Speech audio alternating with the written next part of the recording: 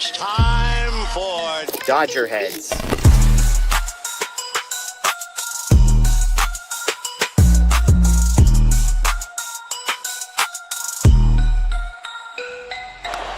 high fly ball into right field.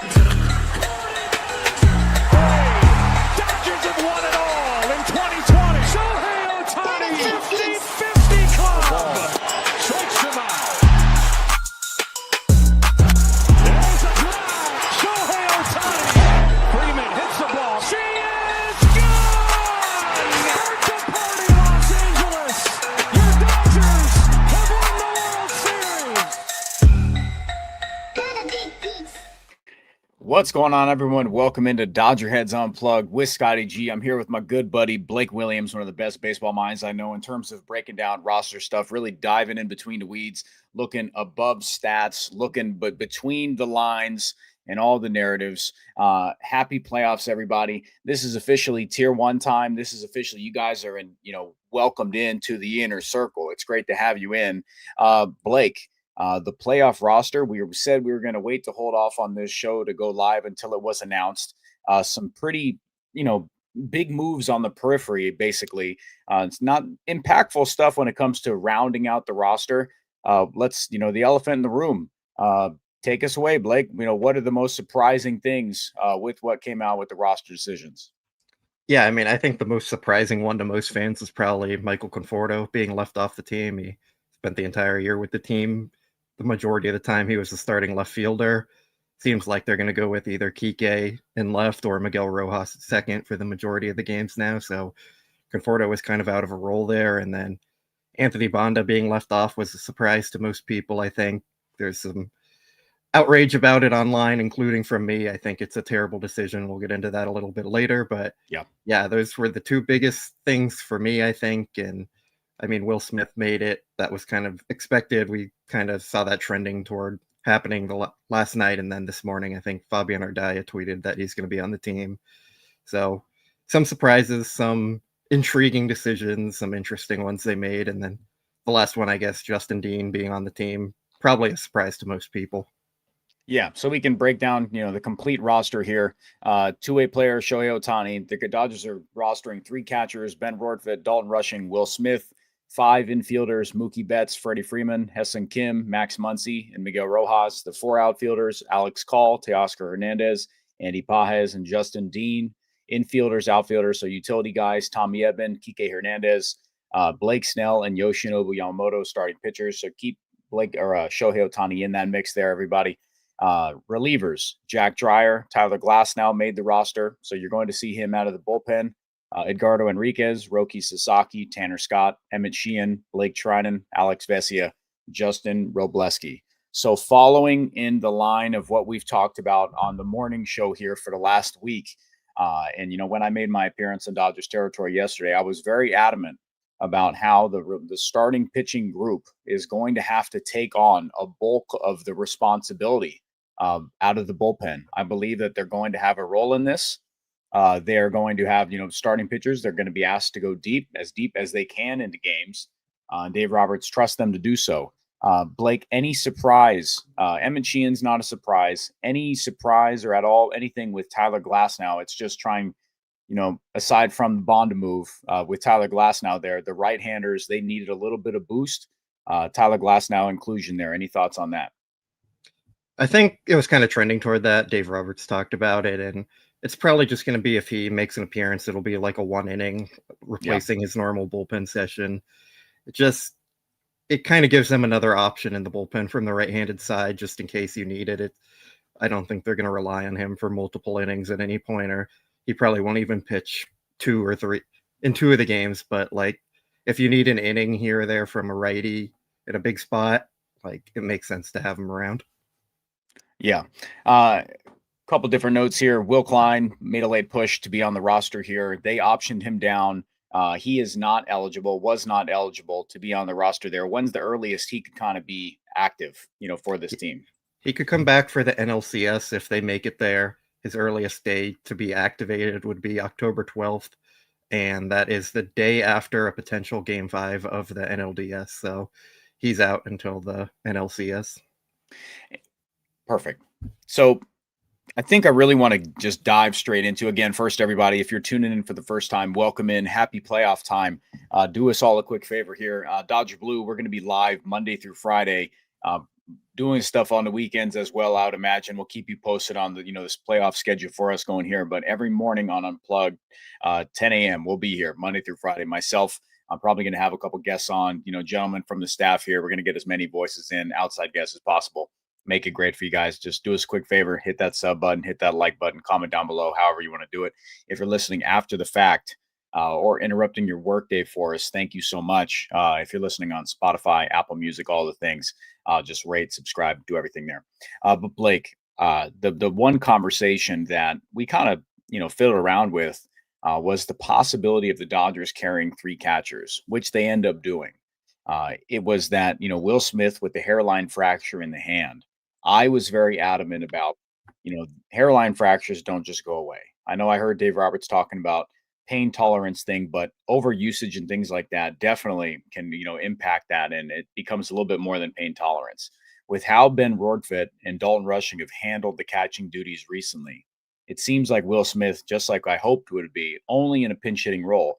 That's going to be how he's going to be used in the wild card round.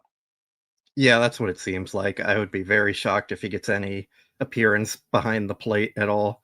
It's just going to be a pure pinch hitting role. And that's why they are carrying 3 catchers. It frees them up to do that. And it comes down to, like, if you're in the 7th inning and you need a big hit, are you going to want to send up Ben Rortvedt or Dalton Rushing there or Will Smith? And we'll see how effective Will Smith actually is with his hand injury. He took some at bats yesterday and didn't do much with them, but he hasn't played in quite a while, so it's basically rehab for him there.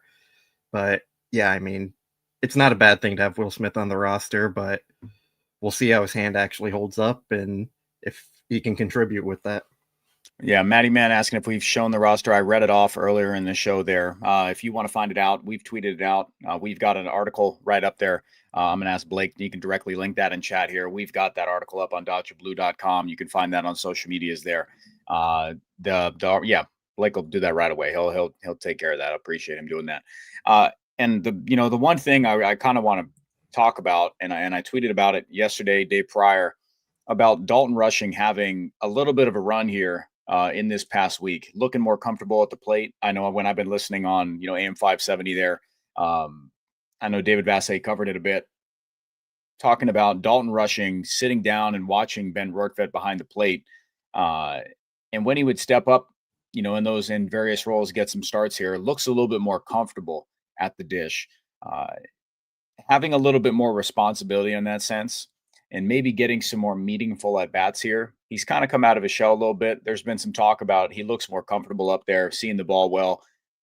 Blake, the thing that I've spoke about on here this week is that with Dalton Rushing from the left-hand side having a little bit more success, Michael Conforto not having as much success as of late, do you think Dalton Rushing's last few games impacted Michael Conforto's spot on the roster? If it truly came down to the left-handed bat off the bench there, and the possible how that kind of shakes it out.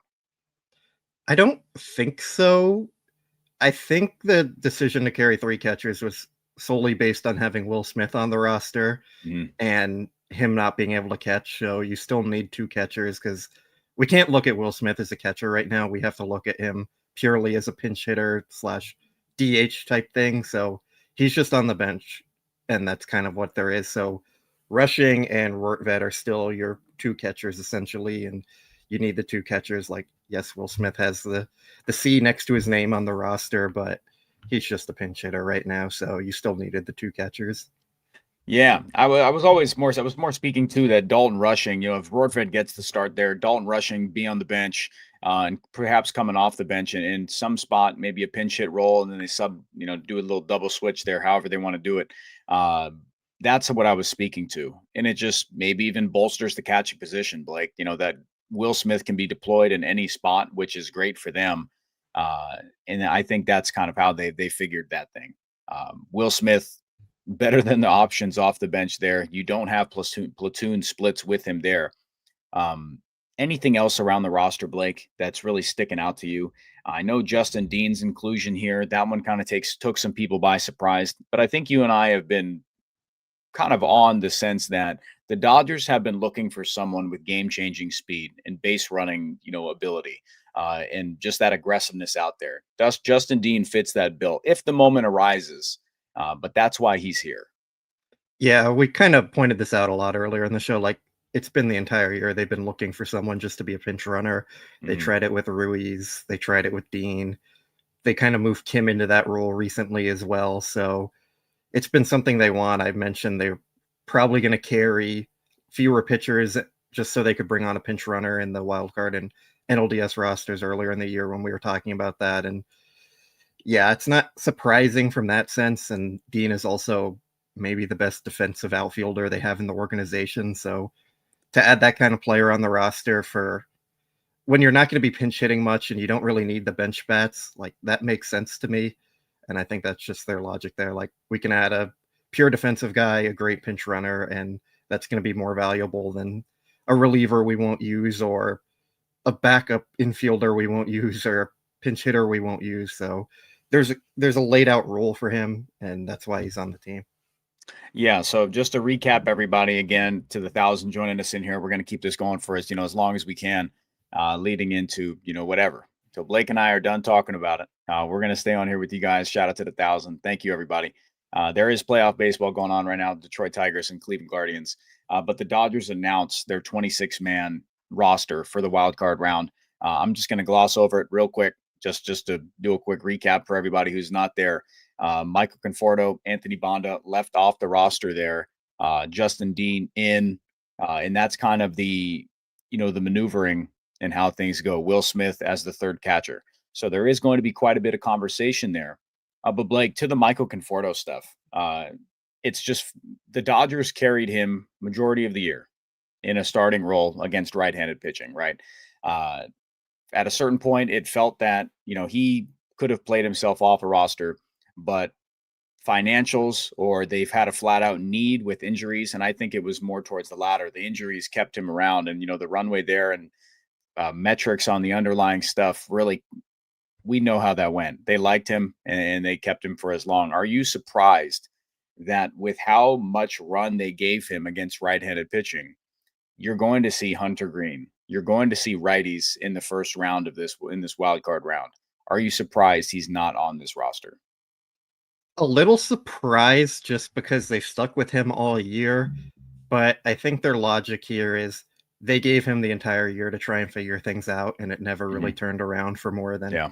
he had like 3 week stretches here and there that were really good, and he was somewhat encouraging. Like right before the trade deadline, they opted not to go with a bigger trade because Conforto was showing life, and then here at the start of September and like late August, he was playing pretty well, and then he kind of cooled off a bit again, and that's just been the whole trend for him all year. So, like, to their credit, they gave him every opportunity to turn things around, and he never did it. So there wasn't really a role for him on the postseason roster.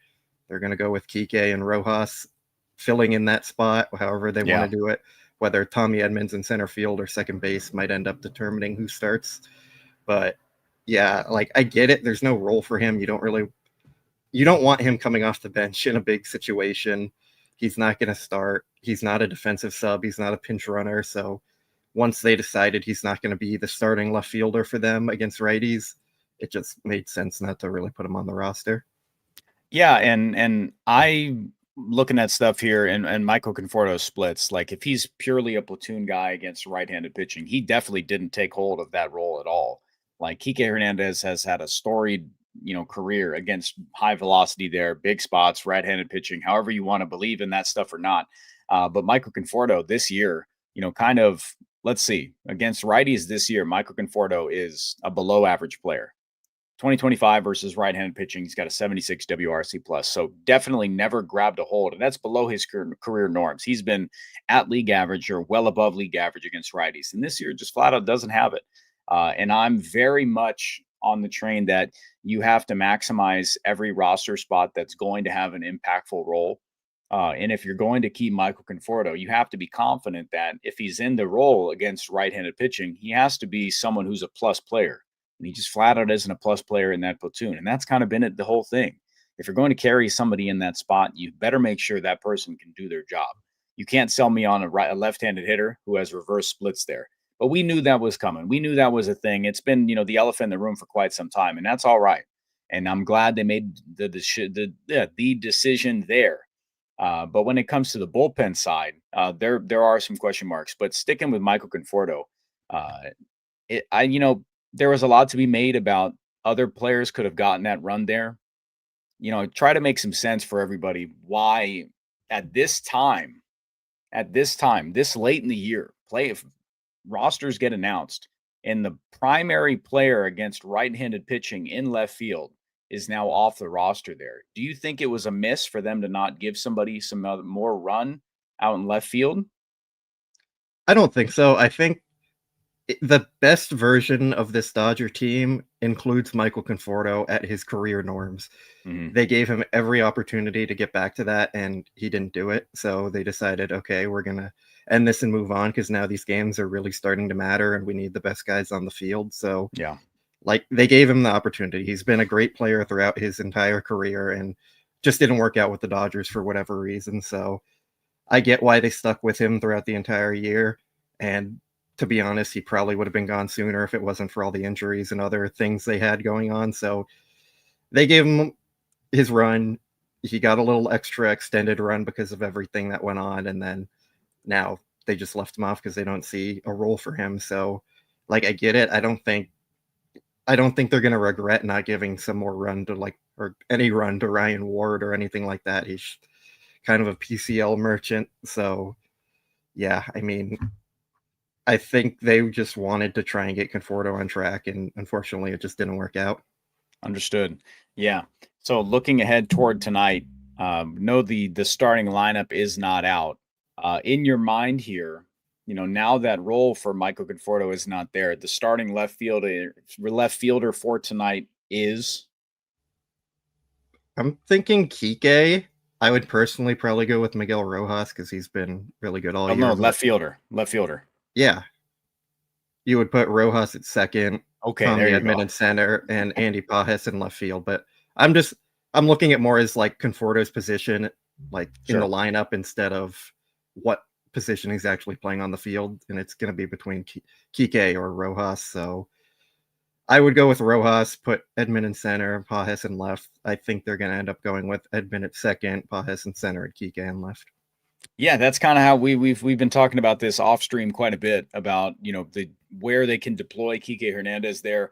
Starting lineup tonight, if they would like to do this, go with this sense that if Kike Hernandez in left, Rojas at second, and Edman in center field, if they want to rotate that however they want. But I believe that this kind of now opens the door for the Dodgers with Kike. Kike's looked much better. We know he can handle high velocity. He's looked on time. He's looked balanced. He looks locked in. I know his season as a whole, but he looks good as of late. And we know the lore of playoff Kike. It's just, that's how it is. But I think the Dodgers are putting more faith into how he's looked lately and his ability to handle high velocity and just the deficiencies that Michael Conforto has had recently on all season against right-handed pitching. So Shohei Ohtani, Mookie Betts, Freddie Freeman, Max Muncy, Teoscar, Tommy Edman, Andy Pajes, Ben Rortvedt, and Kike Hernandez, kind of my, starting group there. However they want to dice that, but that's kind of how I see this shaking out tonight. That's how I see it. Looking ahead, this doesn't spell the end for Michael Conforto here, but I would say if there is some momentum with Kike Hernandez, Michael Conforto might not see another roster, just depending on how things shake out, if they want to sub out Justin Dean and stuff like that. So I see people in chat. Look, we're not going to continue to dunk on Michael Conforto, but this is the Dodgers making a smart roster decision to maximize every single piece and the game-breaking speed that Justin Dean has and how you can impact the game purely with that. So, it's a decision on the margins. It's Michael Conforto's playing time hasn't been, as high as it has recently. And his output, he had a little burst at different times of the year, deadline, maybe in the last month. But I don't think Michael Conforto is going to continue to have any opportunity. I think this might be it. I think this might be it for him. Yeah, I agree with that. I don't think they'd leave him off right now to add him back in the NLDS or NLCS or anything. This is the decision they're going with and made. Yeah. We got a super chat here. 300. Great to see you. Why Robleski over Banda? Thoughts? I'll let you take it, but I think this decision wasn't between the both of them. Yeah, I think Wroblewski was kind of a lock to make it because he can give you some length if you need it, and they used him in some high leverage recently, and he's succeeded more often than not. With Banda, I think it comes down to like a political type ego money thing. I think he should have been on the roster over Tanner Scott. I don't think there's a single person in the world that would feel more comfortable with Scott coming into a game than Banda right now. But Scott is the guy getting paid 72 million and Banda is getting paid 1 million or something like that. So I think it was a situation where Friedman, Gomes, and probably Dave in that mix said like, this is a guy we bet on and are trusting in, and we're going to stick with it even if it ends up backfiring and knocking us out of the playoffs. So I don't think they're putting the best roster on the field with that decision, but I mean it's kind of a political thing here. Yeah, chat's pretty much agreeing with you here. Blake spitting facts right on the dot with that opinion. Yeah, I mean, Blake, we know where it is with Tanner Scott. We've seen it. We joked prior to hopping on that Dave Roberts kind of going with the player with the heartbeat, someone that he's seen, whether Dave Roberts is, trusts Anthony Banda a lot, whether it's the 4.43 FIP that Anthony Banda sports and the 2.12 ERA. He's been a quality lefty in his time at the Dodgers. Anthony Banda has pitched in the postseason with the Dodgers. But I agree with you wholeheartedly. I think this was flat out a decision that came down to the front office. I would have gone with Anthony Banda because it comes down to conversation, Blake. Same thing, maximizing every single roster spot. Do you feel comfortable deploying this player in this spot?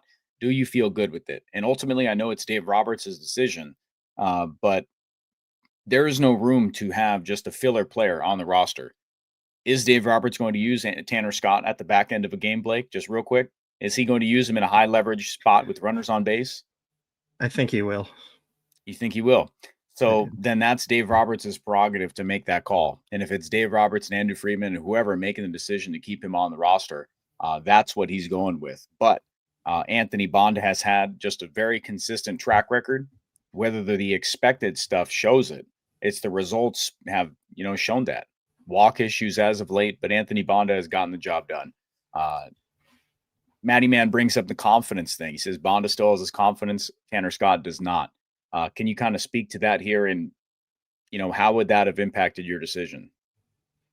I mean, I think we've just seen it. Like Banda has pitched well for the entirety of the year, basically. Or he started out a little slow and then he really got back on track. But Tanner Scott, we just haven't seen it at all this year.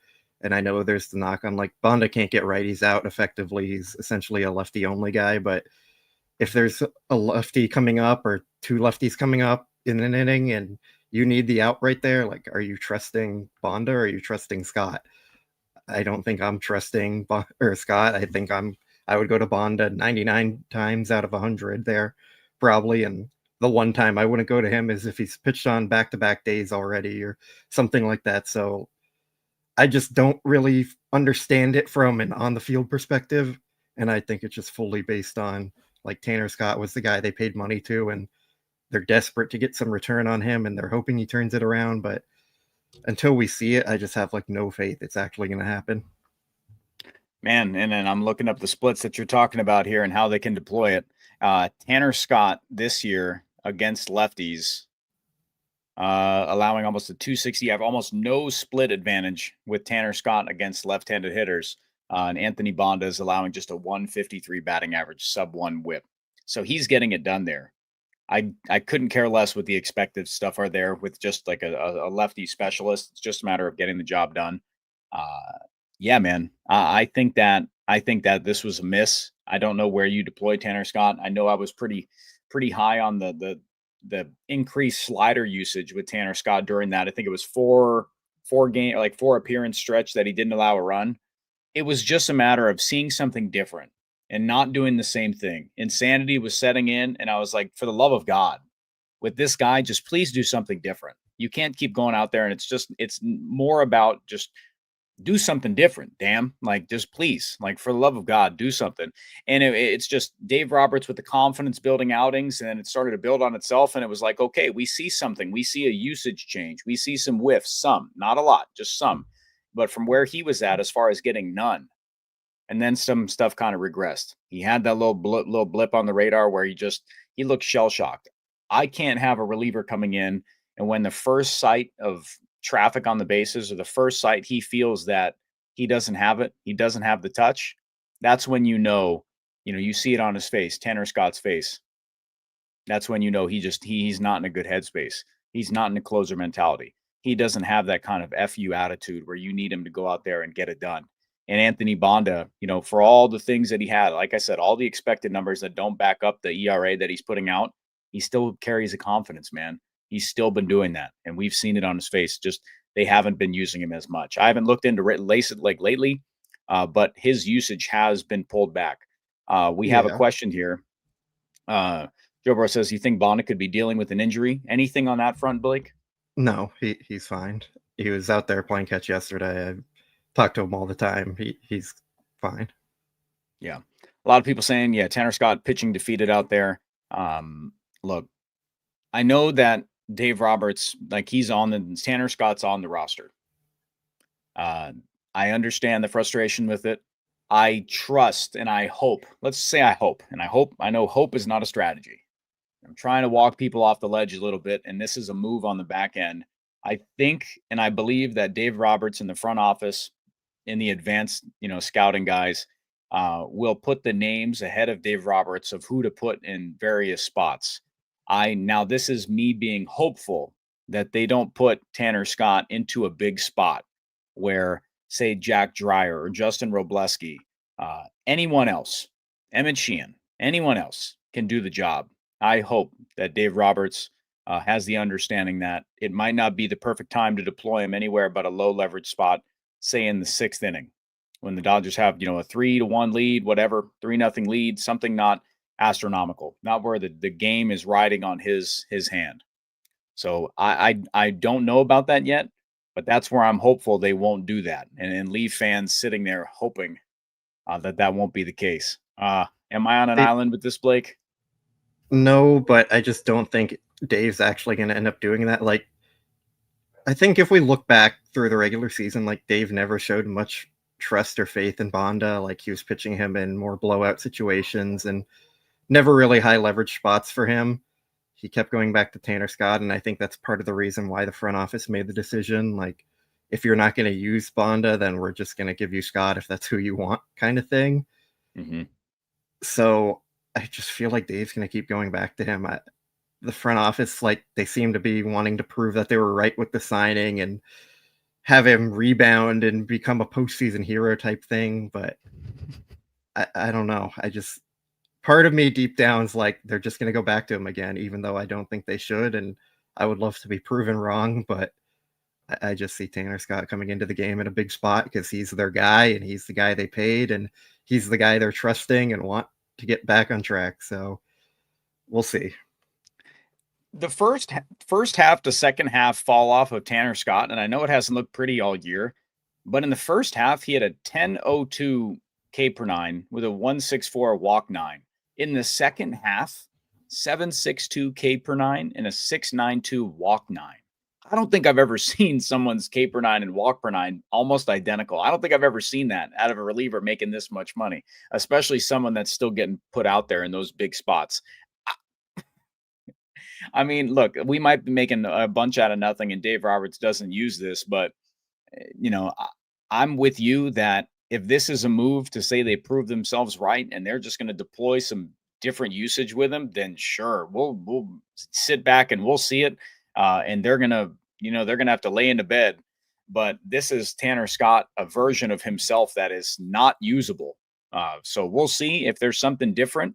But as a whole, Blake, give me kind of your overall thoughts with the roster. Changing the tune on the Tanner Scott scenario, we've gone through that. We know where it's at. Anthony Banda was definitely a better option than Tanner Scott. The 3 catchers were great with Michael Conforto being off was just a decision flat out based on performance and position versatility here. Overall thoughts with the Dodgers playoff roster we're kind of liking this. Yeah, I feel like most people have a defined role, even if we don't agree with that role, like whatever Tanner Scott's role is going to be. Mhm. It's pretty normal for a wild card round. Like they're carrying only 11 pitchers because they get an extra pitcher essentially with Shohei Ohtani. So even though they're only carrying 11, they have 12 on the roster.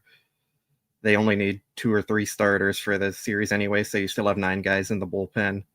I still feel it's probably a little heavy on the bat side. Like I probably would rather had another pitcher instead of a second pinch runner or something like that. But overall, like no real issues with the roster besides for the Tanner Scott decision and Banda being left off. Like I just can't see any backing for that. But the rest of it, like fine. Conforto left off is whatever. I don't think anyone's going to be too upset about that one. Justin Dean might make people question why, but like as we laid out earlier, he has a defined role on the team. We'll see how much Will Smith can provide with his bat as a pinch hitter, but like it's fine. There's no other glaring issues I have with it. Yeah, I agree with you, man. I like the roster as a whole. I really love the fact that they're just putting a lot of faith in the offense, recent success here, and the moves on the lower part of the order there. Kike Hernandez going to get more time there. Tommy Edman, they believe in him there. Andy Pa has his emergence once again. He's been terrific all season. Alex Call making it defensive. You know, they're having 2 gloves out there. Alex Call, Justin Dean, keeping the speed out there. I guess Have, I will throw out that like, what's Alex Cole's role on this team? Like, you got me. Like, if he's your defensive sub, like Justin Dean's better at that. If he's a pinch hitter runner, Justin Dean's better at that. He hasn't really hit it all, and you're not going to use him as a pinch hitter from the right-handed side over Will Smith in a situation. So, like, I don't get that one. I guess that's probably my other main question or concern with this team. Like, I don't know. I'd rather have another pitcher over him, but yeah. They flat out don't like Michael Conforto, man. They just didn't do it.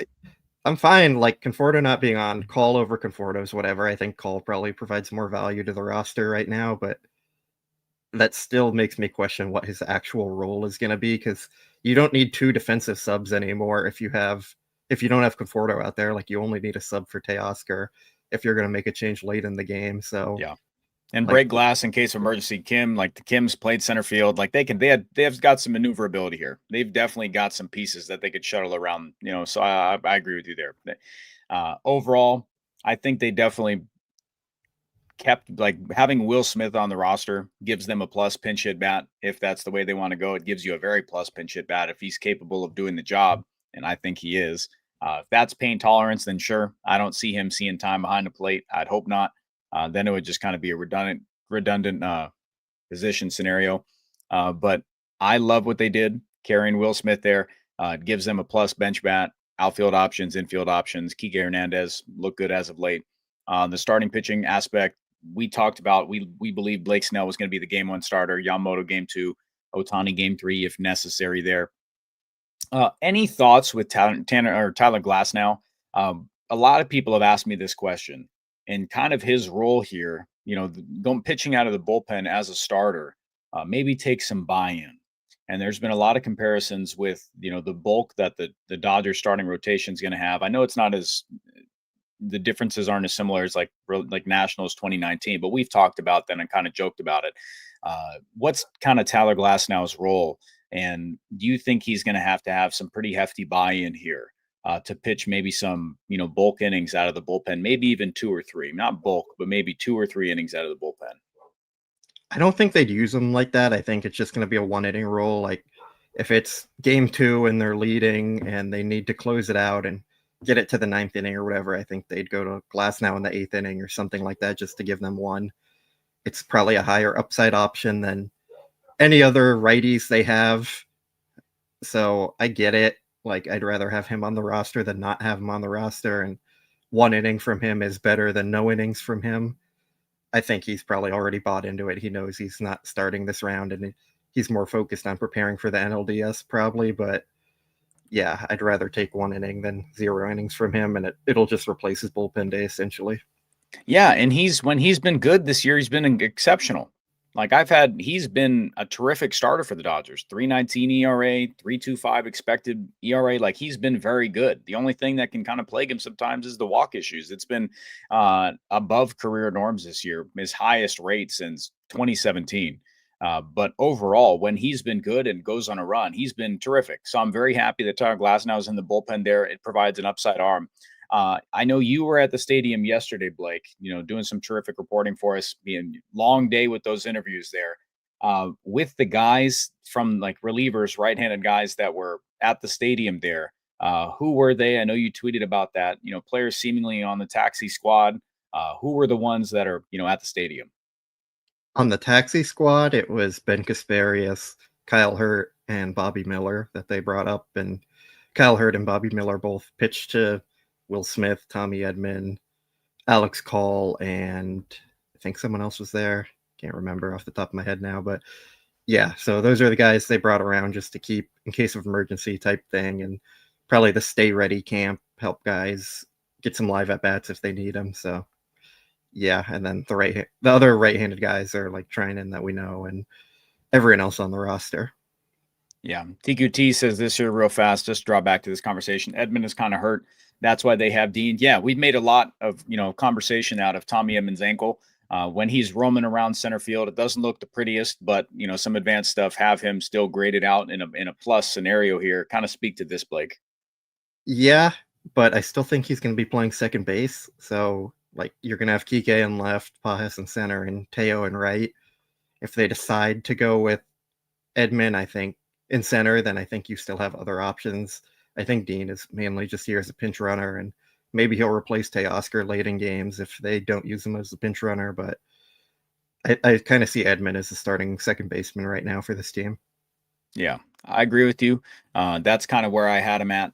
Tommy Edman's playing second base, Kike Hernandez in left, Pajas in center field if they want to change some stuff out there. But Pajas having extended time in center field definitely helps that case there, comfortability aspect. Where does Miguel Rojas fit in all of this? Where does he kind of find some playing time? Do you see that on like right now in the immediate, or it's just going to be spot duty? If they want to cycle some stuff out, give somebody a blow, maybe in game 2, how does Miguel Rojas fit in here? It's either going to be him or Kike starting, one of the two. So I think they're going to go with Kike at the end of it, but like I don't know what Rojas is going to do on a daily basis if he's not starting. He'll probably be one of their pinch hitters, but like you're not going to pinch hit for Kike against a lefty. Mm-hmm. You're not going to pinch hit for Edman against a lefty. Conforto isn't on the team, so you don't need to pinch hit for him. Teoscar and Pajas aren't getting pinch hit for. Mookie, Freddie, not getting pinch hit for. If they're pinch hitting for Rortvedt, it's probably going to be Will Smith. Yeah. So like I don't know, like probably the Muncy. If Muncy's been dealing with his injuries a bit. I was just going to ask about this. So like maybe he gets some starts here and there, but I still think they're not going to want to take Muncy out of the lineup unless they absolutely have to. Can I pause you real quick, Blake? I want you. So everybody, if you don't know, Max Muncy didn't get much. He's had days off in the final week leading up to the postseason here. I'd really love Blake to break down what's been going on with Max Muncy and kind of the go ahead, the green light that he has here, going into the postseason. Just break that down for everybody. Give him a refresher, man. Yeah. So after Muncy got hit in the head, I think it was 2 weeks ago or something like that. At this point, he was out a few games because Dave Roberts said he was fuzzy, which, they never put him on the concussion list or anything. So, yeah, I mean, you can write into that what you want and read into it. And I don't know. But then he was also dealing with some lower body stuff and like soreness and kind of everywhere all around full body soreness. So he missed from the end of the season and got some more time off. So Muncy's kind of been dealing with some things. Dave Roberts said it's not a platoon or anything like that. When I asked about that, it was just purely the injury stuff. Muncy said he's good to go. Muncy said there's nothing wrong with him, but they've kind of been saying that a lot recently too. And then it's, oh yeah, he was actually dealing with this or whatever. But yeah, I still think Muncy's going to be there on a daily basis. Yeah. Let's see. Yeah, no, man. I mean, look, Muncy's been a stalwart for the Dodgers offense. He's it feels like Blake, where the top half and the bottom half in the Dodgers lineup goes, Max Muncy fits right in there. He'll be slotted in if it's behind Freddie Freeman. If they want to mix that up there and drop him one more slot, that works better off as far as the right left that Dave Roberts loves to do. Max Muncy against a left-handed pitcher, we might not see that until Andrew Abbott, because the Reds are going Hunter Green, Zach Lytle, however far he goes. I saw a theory out there that if Terry Francona wants to go Zach, and then he wants to just pull him out and then go Lodolo, by all means, go ahead. The Dodgers are prepared. They're well equipped to handle those platoon split stuff there, and their advanced guys will take a hard look at that. So looking ahead to the series, Blake, against Hunter Green, how do you think the Dodgers fare against him? Because local kid, he's a terrific talent, an exceptional right-hander, high-velocity guy. Since he's come off the IL, he has been a workhorse, an ace for the Cincinnati Reds there. What do you like tonight for the Dodgers, and maybe what do you don't like against Hunter Green? Yeah, so the Dodgers have always hit Hunter Green fairly well. Even this year, they got to him earlier in the year. Their offense has also been playing well recently. So with that being said, I expect Hunter Green to throw a perfect game tonight. We're big fans of him, though. He's a terrific talent, man. I like giving, me, I'm big on giving credit to, there are good players around Major League Baseball. A lot of fans of their own team, they look around and they say there are no good players. They don't give credit, but Hunter Green is a terrific talent, and I get it. Like, he against the Dodgers, like, that's just going through as many professional hitters as they have in high velocity. You can time it up, sequencing. They just do a really good job in advanced scouting. In game planning, buddy. So against Hunter Green, like, I know how good he is, and I know how exceptional of a talent he is. So I'm expecting him to come out and just, fire, let it eat, put it all on the table. But yeah, yep. I definitely I look at the fact that he lives in the strike zone. So Hunter Green is going to give up some damage. It's just a matter of when. Do you kind of agree with that? Yeah, like, to give my real answer, I think it'll be similar to what we saw earlier in the year, where he was dominant for like the first 3 or 4 innings, and then he kind of fell off after the Dodgers started being a little more aggressive. So I think the Dodgers are either going to come out aggressive, or they're going to keep that same mindset of like trying to work his pitch count up and then try and attack later in the game once that pitch count is up. But it'll be an interesting strategy to see how they attack him, because like you said, he's living in the strike zone a lot. The Dodgers tend to be a more patient offense, but it might be beneficial for them to attack early in the count and try and get to him quickly.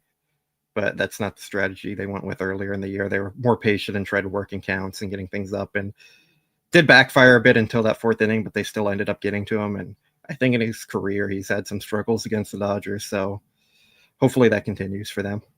Yeah, as I pull up Hunter Green's home and road splits here, I just want to bring everyone's attention to Hunter Green had a start in LA on August 25th. He went 5, allowed 6 hits, 3 earned, 5 total in the game, 2 unearned, allowed 2 homers, 2 walks, 3 punch. So, threw 100 pitches in that, or 99 pitches in that outing, credited with the loss. So Hunter Green didn't have the best outing, to what Blake said, against the Dodgers there. With a guy like that, he's straight downhill. The Dodgers generally can go after, pitchers like that. Very few instances where it's like the elite of the elite, like Garrett Cole gave the Dodgers fits until he didn't. We've seen elite starting pitchers that pitch straight downhill, high velocity stuff, take care of the Dodgers. But I don't know, man. This Dodgers offense recently has given me a lot of hope, and I believe in them. I believe that they're back. I believe that they're well equipped to handle whoever the league throws at them. I really do. Going against the Seattle Mariners there, going against the Philadelphia Phillies, their ability to handle some of the top arms around Major League Baseball, especially with the names now at the bottom of the lineup, filling in there and doing their job, the top of the order, stepping into the role that we expect them to be. I have no problem. I have no worry with what the Dodgers can do against Hunter Green tonight. It's just a matter of how much damage you can do. So as I pull up his splits here, home and road for Hunter Green, any thoughts, on the Dodgers offense as a whole tonight? I think in general with the Dodgers, and this is including the offense, I'm more confident with them right now than I have been in the last month or so with them in general. On the flip side of things, once the postseason begins, nothing else matters from the past. They could have they could have been scoring 10 runs every game for the last week and a half, and they could come out in the postseason and get shut out. There's so much randomness to it. It's so difficult. There's so much that goes on to it. Like, there's that side of worry to it that I'm not confident about. We've seen in the past, like, worse teams beat better teams that they shouldn't beat all the time in the postseason. So, like, from a standpoint of the Dodgers roster, how it's constructed, the players that are on it, how they've been playing, like, very confident in that side of things. On the postseason side, like, not confident at all. So I think the Dodgers are matched up well against the Reds, and I think they should be the heavy favorites to win. But at the end of the day, it doesn't mean all that much. Yeah, still got to go out there and play the games. Bringing to the light of this, Hunter Green's home and road splits at home this year. Hunter Green has in 68 and a third innings. He's got a 1.58 ERA, allowing a 140 batting average allowed. On the road this year, he's allowing a 4.81 ERA with a 271 batting average allowed. His K per nine and walk per nine are pretty much in similar spots, but it's just a matter of he's allowing much more damage. On the road, he's allowing 2.29 homers per nine. So expect the Dodgers to do, and look to do the same. Look to do the same thing, hit to those splits, hit to those numbers there, do exactly what they did a month ago at Dodger Stadium against Hunter Green there. Make Terry Francona go to that bullpen there. It's all hands on deck. For a team, in the wild card round, that's just a matter of how it is. In a 5-game and you feel comfortable with your team, you can perhaps, if you can with a lead in the series, you can look toward tomorrow and kind of bank on your averages and go from there. This is a different Dodgers team. The Dodgers don't have to go all hands on deck, even though it is. They trust who they've got out there in the starting rotation. I think Dave Roberts in the front office trust who they have out there as far as the pitching. They feel like they have enough. In a 3-game set, though, everything's got to be on the table. I feel like they know they have the pitching advantage in each game, games 1 through 3, however it shakes out. But for a team like the Cincinnati Reds and Terry Francona, they back their way into the postseason here. They're going to lay it all on the line. And sometimes that can get messy, but sometimes that can play to their advantage. That they're willing to do the unconventional to make it work. Do you think that Terry Francona would be hyper aggressive in taking Hunter Green out of the game if he gets into some damage, like some big time damage? Yeah, I mean, you have to. I think every manager is a little more aggressive in the postseason. You're playing for your life right now. It's a best of 2, is best of 3, but you got to win 2. So the games have so much more importance there, and you got to manage aggressively. You can't wait and hope someone figures it out. Like, if they're showing they don't have it, you got to get them out of the game early. Yeah, 300 says my only worry. It's 2 out of 3 for sure. And that's why everybody, it sucked the fact that the Dodgers didn't have one of the first 2 seeds, but it was the reality of it. Just go out there and line yourself up, get yourself in a best position to feel that you can win 2 out of those 3. The New York Mets not getting into the postseason is great for baseball. Great for me. Not a fan of Jeff McNeil. Hate that guy. Very happy he's not in the postseason here. And we'll just transition straight into this. We're going to take some questions here, and then we're going to let everybody get out of here and enjoy the rest of your day until game time. And then your stomach's going to start to churn. However much, you people want to settle in. It's not a fun time for me. I'm Blake. I live and die with every single pitch in the postseason. Every single 98-mile-an-hour fastball is a little bit faster. Every single breaking ball flutters a little bit more, and you pray that it lands in that spot there. So with Blake Snell tonight, every single manufactured walk that he might have to allow to avoid a hitter's pitch is going to sting a little bit more. But I'm going to be on the lookout for him to bounce back that next thing, and hopefully he doesn't have to use that. Blake, does postseason baseball faze you at all, man? Used to more than it does now, I think. I think now we've kind of seen it all. We've seen them win. We've seen them lose in heartbreaking fashion. Like, I'm kind of indifferent on it now as much. Like, it's my favorite way of watching baseball. It's way more fun than the regular season, I think. But working in media now, I've got to be a little more like professional, and I'm working at the same time, so I can't be as fazed by things. I gotcha. Yeah. Everybody, real quick, like I said, all caps question, put something after that. Blake, we're going to take as many as we can until the top of the hour here. We're going to start out with this here from TQT. Says, do you think Sheehan and Roki are used in any back-to-back games when they've never done it before? Blake? I think Sheehan might be if they're desperate enough. I don't think they're going to go there with Roki yet, just because they still see him as like their prospect guy that they want to protect. I know Sheehan is probably better than Roki, and they still want to protect him, but probably a little more free with him and a little more cautious with Roki. 300 wants that says this. Blake is a robot. I've never seen any emotion out of him. Look, since Tom Brady left the Patriots, a piece of his soul has been taken from him. So you have to give him some grace. You have to give him some grace. So that's a big part of his upbringing, a big part of his happiness there. So you've got the only way he taps into that is when he finds a numbered Tom Brady card and then he texts me saying, "Thoughts? Do I need to get this?" So that's when I know he's at his best. Am I wrong? A little, but sure. All righty, we're gonna keep going into these here. GI says if Will Smith truly can't play behind the plate, do you go with 3 catchers in the DS and beyond? Probably as long as Will Smith can continue to keep pinch hitting and there's no issues there, and he actually shows some ability to do it and not just setting him up there to like strike out type thing. I think probably makes the most sense just to have Will Smith on the roster. Yeah, like if it's truly just from the hitting aspect, it's a pain tolerance thing, and they're not worried about. Look, they'll take care of whatever has to do after the postseason there, and they're fairly confident with that. I just have a big issue with if they're going to peg him as getting any time behind the plate when they don't feel comfortable with that, just don't do it. You've got 2 catchers who can handle the staff well. They've got a rapport with them recently. They're both feeling good about themselves. Dalton Rushing at the plate feels good, mentally probably feels good. His approach probably is in a good place.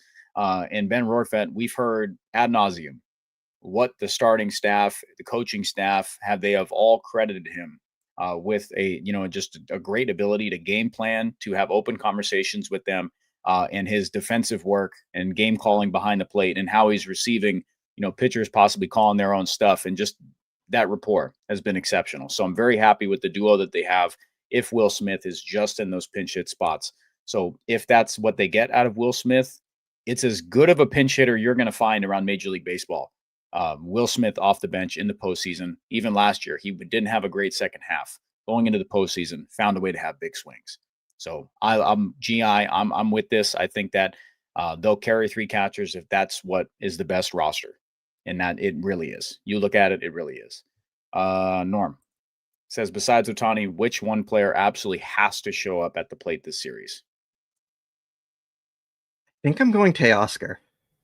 I think Good pick. they need him to be what he was last year in the postseason. Like, he's a guy they rely on to step up.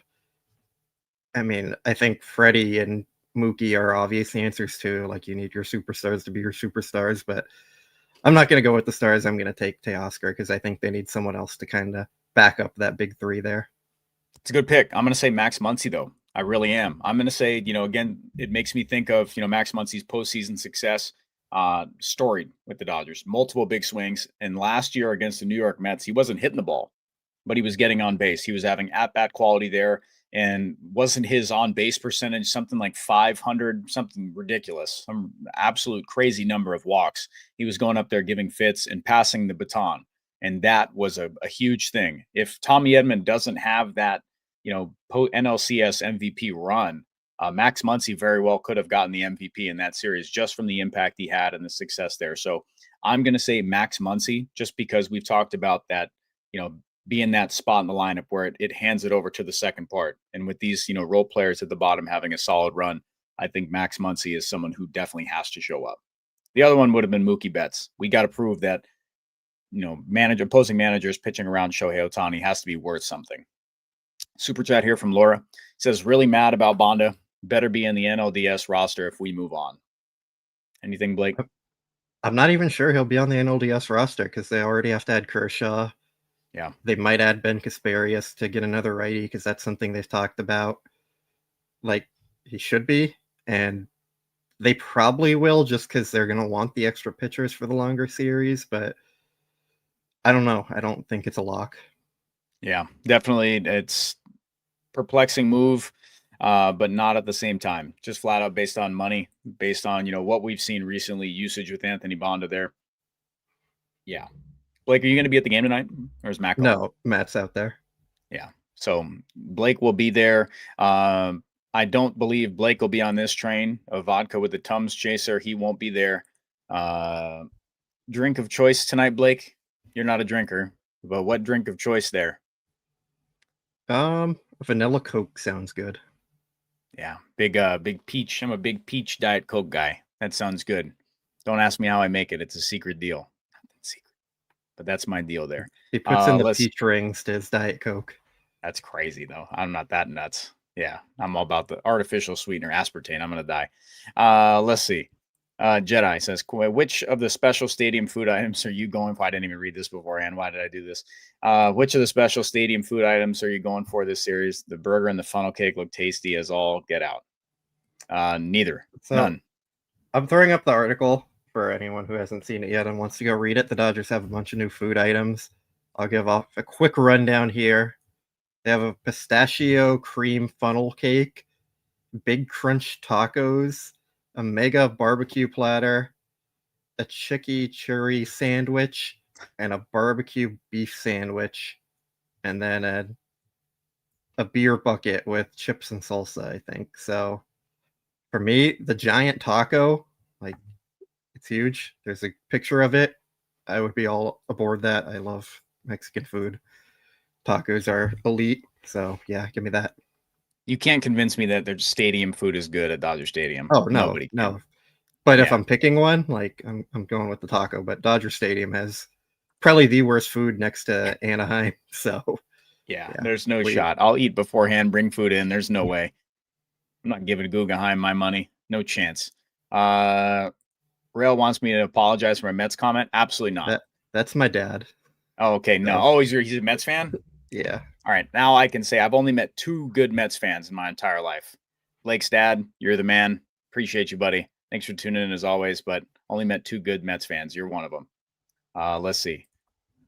What will be tonight's starting lineup, Mr. Blake Williams? Shohei DH, Mookie shortstop, Freddie 1B, Muncy 3B, Teoscar right field, Pajes center field, Edmund second base, Kike left field, and Rortvet catching. Big Ben Rortvet. What have you done for me lately? Be a stud. Shota says, if a player has a bad wild card in the Dodgers advance, who will be most at risk to be off the DS roster? I.e., who needs a good series to keep their roster spot? Do you think anybody's on that bubble? Or do you think it's just if they want to carry that pinch runner? I mean, like, if Tanner Scott comes in and almost costs them the series, like, yeah, how can they sure. justify keeping him on the roster still? Like, I know we could have made that case before this series, but if he almost costs them in the postseason and they advance still, like, what are you doing? So I like logically I want to go him. I still don't think they'd actually make that decision to take him off, but yeah, I mean, I think the rest of it is a little more locked. Like, I don't think they're going to add Conforto back on for any of the position guys. I think we're going to see some position guys come off for the DS so they can add more pitching, and they're going to add Kershaw. And yeah, it'll probably be between Dean or Kim just because they're the pinch runners right now. Alex Cole might be taken off just because we talked about, like, he doesn't really have a role. So yeah, guys are going to come off regardless just for more pitching. Cino says Scott needs a good series. I'm locked in, buddy. I'm locked in every series. Don't worry about me. That Tanner Scott guy though stinks. Yeah, he better not pitch in leverage. We're not the same. We're not the same. Scott needs no opportunity to be good or bad. Many would agree. Many are saying this, Blake. Let's see here. Yeah. I mean, a lot of tickets. Laura's saying a lot of tickets are available for tonight's game. Chat, is anyone going to the game tonight? Does anyone have tickets purchased for the game tonight, tomorrow, or a possible game 3? Because all games are at Dodger Stadium. Is anyone going to the game tonight? And I know the intrigue with the Mets and the Dodgers would have had drawn many more eyes to it and much more attendance, but this is postseason baseball, Dodger Stadium. People are going tonight. Anyone going today? Me? Yeah, one. That's it. Man. Yeah. The experience at home. Yeah, people got them. Cool. All right, Blake. You see any more questions that we like? Where do you I think think for Roki this gets one, deployed? Real fast, before you go in there, where do you think Roki gets deployed? high leverage when they need a righty, but not a save spot. Yeah. All right. Dodgers Muse. What's up, buddy? It's great to see you, man. Thanks for tuning in. He says, how do you guys feel about today's game? Thanks for tuning in, man. You're a dog. I feel good about today. I'm always intrigued with, just from a baseball fan perspective, as far as like win-loss, like the Dodgers against Hunter Green. I'm intrigued by the matchup between him and the Dodgers offense and how they respond there. I feel good about today. Blake Snell was my ideal game one starter. Has that mentality right now. He's kind of taken on that role that he's comfortable telling Dave Roberts, "I got this," and I'm a big fan of the fact that they've had that rapport quite a bit. So Dodgers Muse, man, great to have you tuned in. But I feel really good about today. I feel good about this game. I think Tanner Scott doesn't appear. Hope not. But Blake Snell does his thing, and the offense goes toe to toe with Hunter Green. I'm setting myself up for like one of the old takes exposed things or bad takes exposed. Freezing cold takes, I think, is the Twitter account. Oh man, I think the Reds are the worst team the Dodgers have ever faced in the postseason. Like at least in the last like decade plus of their wins. So with that being said, the Reds are probably going to sweep them just because that's how baseball goes, you know. Like, but in all seriousness, like the Dodgers should easily win 2 games against them. Should is the key word there. That doesn't mean they're going to. I'm not saying that the Reds have no chance. I'm just saying like on paper, the matchup between these two teams is not very close. The Reds are not a very good roster, and the Dodgers have a lot of star power. So from that sense, I'm very confident about the Dodgers. But like I said earlier, the postseason always brings in doubt and concerns, and nothing ever goes according to plan. Blake, can I ask you something about where the Dodgers are at in their current roster and having a bunch of vets, and the Cincinnati Reds and Terry Francona having this postseason success he's had in his career, and the Reds seemingly playing with house money. They got nothing to lose, man. They're fortunate to be in the postseason here, and having a very young young roster compared to the Dodgers here. Do you think that kind of changes a little bit? Do you think that the Reds are going to be playing an aggressive brand of ball? Do you think them playing without a care in the world? Do you think that could helps them at all? It could. It could also come back to backfire if they're too aggressive on them. Like you need to find that balance to help. But there's probably a case to be made where like the Dodgers veteran experience and postseason experience helps them. And then the Reds maybe playing with a little more fire, being there for the first time for most of them, and not being as tired from a long season because they are a younger roster type thing. And they didn't go on a long run last year.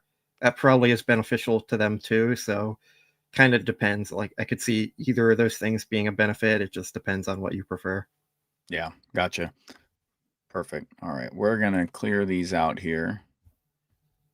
Let's see. All right, Thomas wants to know. We'll take one or two more here. Is Conforto off postseason roster for all rounds or just this one? I do not trust him with the bat and the glove. Is Ben Kasparius an option for future rounds? Yes, Ben Kasparius is an option for future rounds, even this round, barring an injury. Speak to the first part, Blake, about Conforto being off for all rounds. We kind of did. Yeah, I don't think they'd add him back on after making the decision to leave him off here, especially when they're going to start trimming the position player side of things down to add more pitching later on. I don't see him being added back on unless there's an injury or two. Yeah. With that being said, Blake and I both feel fairly confident about today. We feel very good about the roster that the Dodgers have put out, with the exception of a few omissions there, and some players who stuck around the roster. And looking ahead toward tonight, Blake Snell against the Cincinnati Reds lineup, Hunter Green against the Dodgers. With that being said, Gavin Luck's revenge game is here, and that'll have me wearing cement shoes into the Pacific Ocean. I'll tell you that right now, Blake. Any thoughts on Mr. Gavin Lux there? No thoughts. No thoughts, just vibes. We're feeling pretty good. Everybody, put in the chat what your predictions are for tonight down below in the comment section after the fact. Comment section on YouTube, Spotify, Apple Music, my DMs. I don't care how you do it. You want to reply to the post on Twitter, please do. Let me know your prediction for tonight. If you want to give me Blake Snell's exact line, I will give you the best virtual high five the world has ever seen if you predict that to a T. So everybody, Enjoy the game tonight the best you can. The best you can. Lock in. This is postseason time. We've been waiting for all of this. It's time. It's time to lock in. That 162, that slow slog toward the finish line. Yeah, NS, thanks, Scotterino, Blake, and chat. Absolutely. Thank you to all the tier ones that stuck around, that have been here for this past month, that joined the bandwagon for us. Everybody, thank you, thank you, thank you. You've been the best. Welcoming me back to DB, back to the airwaves. Thank you so much for tuning in. My buddy Blake Williams for joining me today. Everybody say thank you to Blake. Terrific baseball mind. Thanks for all his coverage this year. He's excited to take a different approach this postseason and looking at the games and all these things. So thank you, buddy. Appreciate you. Final thoughts. Take us home. Final thought is the Dodgers win 6-1. 6-1. Mr. Blake Williams gives us a 6-1 postseason prediction for game 1 in the wild card round. See you all later on. After the game, we'll probably have a post-gamer up here. We'll make some things happen. Excited. Yeah, Blake, we've got a show tonight. Yeah. Jeff, probably? Jeff and Anthony, I believe. Perfect. So we'll see whoever, taps in and joins that show. Jeff and Anthony tonight, DodgerHeads, post-game after game 1, Blake Snell, Hunter Green at Dodger Stadium. Hunter Green returning to this, Southern California here to face Los Angeles Dodgers. Blake Snell wanting to pitch in the postseason. Everybody, please enjoy the rest of your day. As always, stay tuned to the DodgerBlue.com, Dodger Blue, everything that we put out, the most honest, independent Dodger media that you've got. We keep it real. We've always got you. We're going to do as much as we can for you because you all deserve it. As we say every single day, until we can't say it anymore, as always, go Dodgers.